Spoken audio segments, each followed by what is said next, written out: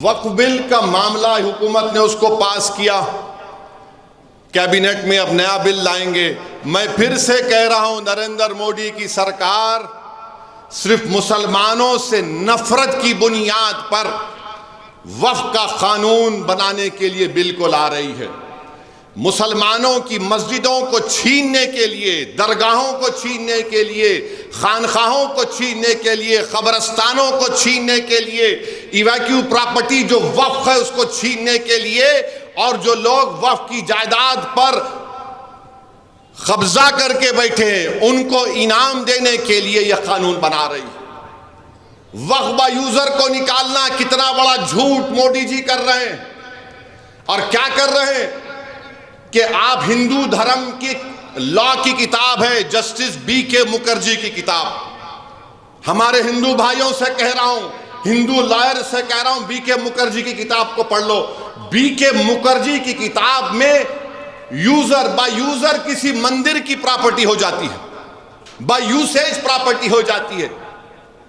हिंदू धर्म के भाई बहनों से कह रहा हूं, बी.के. मुखर्जी की किताब में जब वो हो सकता है तो मुस्लिम धर्म में वक्फ बाय यूजर कैसा निकालेंगे आप? राम मंदिर के जजमेंट में वक्फ बाय यूजर को अपहेल्ड किया गया, और वक्फ बाय यूजर एविडेंस से होता है, पोजेशन से कायम होता है। मोदी बोल रहे नहीं, वक्फ बाय यूजर मैं निकालूंगा। और क्या बोल रहे हैं, अगर डिस्प्यूट होगा नहीं होगा वक्फ बाय यूजर, अगर गवर्नमेंट प्रॉपर्टी होगी तो वक्फ बाय यूजर नहीं होगा। वक्फ बाय यूजर कैसा नहीं होगा जब बी.के. मुखर्जी हिंदू धर्म के मामले में लिखते हैं और कोर्ट उसको मानती है। सुप्रीम कोर्ट राम मंदिर, बाबरी मस्जिद मान लिया, मोदी बोल रहे नहीं नहीं, वक्फ बाय यूजर निकालने का मतलब एक ही है कि मस्जिदों को ले लो। इसकी एक मिसाल दे रहा हूं, पार्लियामेंट के सामने मस्जिद देखिए आप लोग। पार्लियामेंट के सामने मस्जिद जो है, दिल्ली की हुकूमत बोलती वो हमारी प्रॉपर्टी है, वक्फ बोलता वो हमारी प्रॉपर्टी है। कलेक्टर को इतना पावर दे रहे हैं। आजा हो रही, ये जो वक्फ बिल लाया जा रहा है हमको हमारे इबादत गाहों से महरूम करने के लिए लाया जा रहा है। और उलमाए कराम ने हमको बताया कि वक्फ एक किस्म से इबादत है, उस इबादत से मुसलमानों को महरूम करने के लिए लाया जा रहा है। मेरे अजीज दोस्तों और बुजुर्गों, वक्फ बाय यूजर ये है। और दूसरा, कलेक्टर को इतना पावर दे देंगे, कलेक्टर ये डिसाइड करेगा, फैसला करेगा कि वक्फ प्रॉपर्टी या नहीं।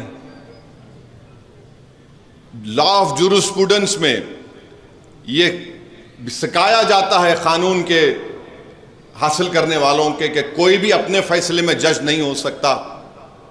कलेक्टर फरीक है, कलेक्टर फैसला करेगा तो प्रिंसिपल्स ऑफ नेचुरल जस्टिस के खिलाफ है ये। अगर कलेक्टर पार्लियामेंट की सामने की मस्जिद कहेगा कि गवर्नमेंट प्रॉपर्टी है, वक्फ बोर्ड दिल्ली को कहेगा म्यूटेशन करो, ये वो गवर्नमेंट प्रॉपर्टी है, किस्सा खत्म। नोटिस लगा देंगे, दिस इज गवर्नमेंट प्रॉपर्टी है, गवर्नमेंट की प्रॉपर्टी है। वो है वो 123 प्रॉपर्टीज में, वो भी मस्जिद भी उसमें आती है। फिर उसमें आप तीसरी चीज कर रहे हैं, लिमिटेशन का कानून ना हिंदू धर्म की एंडोमेंट मंदिरों पर लगता है, ना सिखों के, ना ईसाइयों पर, ना मौजूदा मुसलमानों के वक्फ पर। जब उन पर लिमिटेशन एक्ट नहीं लग सकता तो मुसलमानों के वक्फ बोर्ड पर मोदी क्यों लगा रहे हैं? इसलिए लगा रहे हैं क्योंकि दिल्ली में ऐसी कई जायदादें हैं, हरियाणा पंजाब में इवैक्यू प्रॉपर्टीज जो वक्फ की प्रॉपर्टीज है उसको हासिल करने के लिए, उन तमाम जायदादों को छीनने के लिए लिमिटेशन एक्ट अप्लाई करेंगे। जो काबिज है वो मालिक बन जाएगा। और इसका सबसे बड़ा फायदा वो बंबई का वो जो बड़ी इमारत में बैठा है, जो अपने आलीशान महल को एक खोजा बरादरी के यतीम खाने पे अपना घर बनाया, जिसका केस सुप्रीम कोर्ट में चल रहा है, उनको फायदा पहुंचाने के लिए हुकूमत लिमिटेशन एक्ट को ला रही। हिंदू धर्म के एंडोमेंट बोर्ड में, सिखों के गुरुद्वारा में, ईसाइयों के मजहबी बोर्ड में कोई भी उनके मजहब का नहीं मानने वाला उस बोर्ड का मेंबर नहीं बन सकता। क्या तेलंगाना के एंडोमेंट बोर्ड में, क्या काशी विश्वनाथ के एंडोमेंट बोर्ड में, क्या ओडिशा के एंडोमेंट बोर्ड में, आंध्रा के एंडोमेंट बोर्ड में, महाराष्ट्र, बिहार, यूपी, बंगाल, कहीं पर भी क्या कोई मुसलमान हिंदू एंडोमेंट बोर्ड का मेंबर बन सकता? नहीं बन सकता। तो फिर मुसलमानों के वक्फ बोर्ड में आप कैसे गैर मुस्लिम को मेंबर बना रहे हैं? सिखों के गुरुद्वारा प्रबंधक कमेटी में कोई गैर सिख मेंबर नहीं बन सकता, मगर मोदी बना रहे हैं। क्यों बना रहे हैं? जायदाद को छीन लो, मस्जिदों को ताला लगा दो, और फिर बोल रहे हैं कि पोर्टल पे चढ़ाओ, 6 महीने में नहीं चढ़ाएंगे तो तुम्हारी प्रॉपर्टी नहीं, और तुमको टाइटल दिखाना पड़ेगा। मोदी जी, आप अपनी डिग्री दिखाने के लिए इतना डरते हैं। आपकी डिग्री दिखाने के लिए दिल्ली हाई कोर्ट को जाकर गवर्नमेंट का वकील बोलता है हम खाली कोर्ट को दिखाएंगे, मेरे को नहीं दिखाएंगे। मेरा वक्फा यूजर आप छीन रहे हैं, अपनी डिग्री को भारत की जनता के सामने नहीं रख रहे। अरे कैसे फकीर आप हैं? आप तो बोलते हैं ना मैं तो फकीर हूं, झोला लेके चले जाऊंगा, तो डिग्री दे के चले जाओ। डिग्री नहीं दिखाएंगे, मगर हमसे कह रहे कि पोर्टल पे डालना पड़ेगा। ट्रस्ट एक्ट में कहीं पर भी यह प्रोविजन नहीं है। मेरे अजीज दोस्तों और बुजुर्गों, इसमें ऐसे ऐसे 44 अमेंडमेंट। अच्छा, उसमें एक और चीज एक डाल दी गई, जो अगर फर्ज करिए कोई मुसलमान हो गया, 5 साल तक उन्हें कोई जायदाद नहीं दे सकता वक्फ को। अच्छा, उसमें अमेंडमेंट क्या किए? उन्हें डेमोन्स्ट्रेट करना, उन्हें मजाहरा करना, दिखाना। कैसा दिखाना? उन्हें दाढ़ी छोड़ना। तो मुसलमान रमजान में ठहर के मोदी जी के मुंह में खजूर डाला, तो मैं मुसलमान। बच्ची मुसलमान, उन्हें हिजाब पहन लिए तो मुसलमान। क्या है, क्या है ये डेमोन्स्ट्रेट बताओ?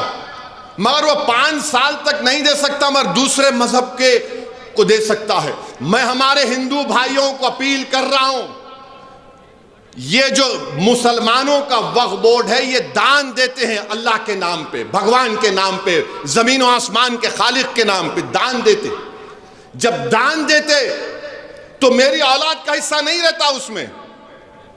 अगर मैं बोला कि मेरी पूरी प्रॉपर्टी मैं वक्फ बोर्ड को दे रहा हूं, किस्सा खत्म, एंड, अल्लाह को दे दिया, अल्लाह उसका मालिक, मेरी औलाद का हिस्सा नहीं है। मगर मोदी जी क्या बोल रहे? हिंदू धर्म में, सिख धर्म में दान हो दे सकते हैं, मगर मुस्लिम धर्म में दान दे रहे तो बच्ची का हिस्सा नहीं जाएगा। आप कौन होते भाई? मैं मालिक हूं, मैं मालिक हूं अपनी प्रॉपर्टी का। और इस्लाम में हम हिबा कर सकते। हिबा माने oral gift. Transfer of property act शायद सेक्शन 1920 में है, वो एक्ट में रहेगा। मगर मैं जबानी अगर बोल दिया कि ये प्रॉपर्टी मैं पूरा वक्फ को दे रहा हूं, मोदी जी बोल रहे नहीं, मैं फजीलतुल शेख हूं, मैं अल्लामा हूं, मेरे को इल्म आता है इस्लाम का। कैसे आता है? क्योंकि मैं एयरपोर्ट को भाग के जाके खतर के तमीमी को लपटा, या हबीबी, या हबीबी। मोदी जी, आपको या हबीबी से मोहब्बत है, मियाँ भाई से क्यों नहीं है बताओ? मोदी जी, हमारे पास भी बहुत कुछ गुर है।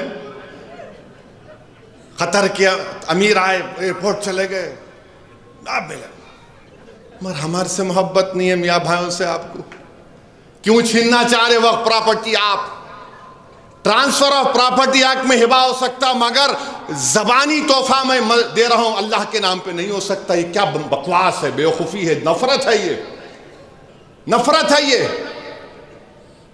और ये बार बार आरएसएस के लोग बोलते अच्छा हो रहा। अच्छा, वक्फ बोर्ड में इलेक्शन होता, बार काउंसिल का, एमएलए का, एमपी का, कोई इलेक्शन नहीं। जमहूरियत से क्यों नफरत है आपको मोदी? नहीं, नॉमिनेशन करेंगे, किसको नॉमिनेट करेंगे? बकवास किस्म के लोगों को। और वक्फ बोर्ड में और सेंट्रल वक्फ काउंसिल में हुकूमत अगर चाहेगी तो सबसे ज्यादा गैर मुस्लिम को मेंबर बनाएगी। क्यों बनाएगी? क्योंकि वक्फ एक्ट में प्रोविजन है 5 साल के लिए डायरेक्ट मैनेजमेंट में लेना। कोई जायदाद को हुकूमत बोलेगी अपने लोगों से 5 साल के लिए डायरेक्ट मैनेजमेंट खत्म, जो चाहे कर लो। पहले वक्फ बोर्ड में बहुत कमजोरियां हैं, काबिज है। अच्छा सजा क्या थी? अब आज अगर कोई वक्फ की जायदाद को चोरी से बेचा तो 2 साल की सजा। नरेंद्र मोदी बोले प्यारे नहीं, तू चोर है मगर तेरे को खाली 6 महीने की सजा और बेलेबल। कहां मुसलमानों के मफाद में है बताओ ये आप? राइट टू इक्वालिटी कहां गया फिर? बताइए, वक्फ को यह कानून बनाना, मुसलमानों को बर्बाद करना, अपनी सिर्फ आप नाम के मुसलमान रहना। मैं भारत के गयूर 18 करोड़ मुसलमानों से कह रहा हूं, याद रखो, अगर तुम में दीनी हमीयत है, इस कानून की जमहूरी तरीके से हमको मुखालिफत करना पड़ेगा। हमने 6 दिसंबर को एक जिल्लत और रुसवाई का दिन देखा कि भारत की सुप्रीम कोर्ट को वादा करके आपने बाबरी मस्जिद को शहीद कर दिया। अब यह कानून के जरिए दरगाहों को, आप नहीं देखा कि हाजी मलंग की दरगाह में उरस हो रहा है, अंदर घुस गए लोग।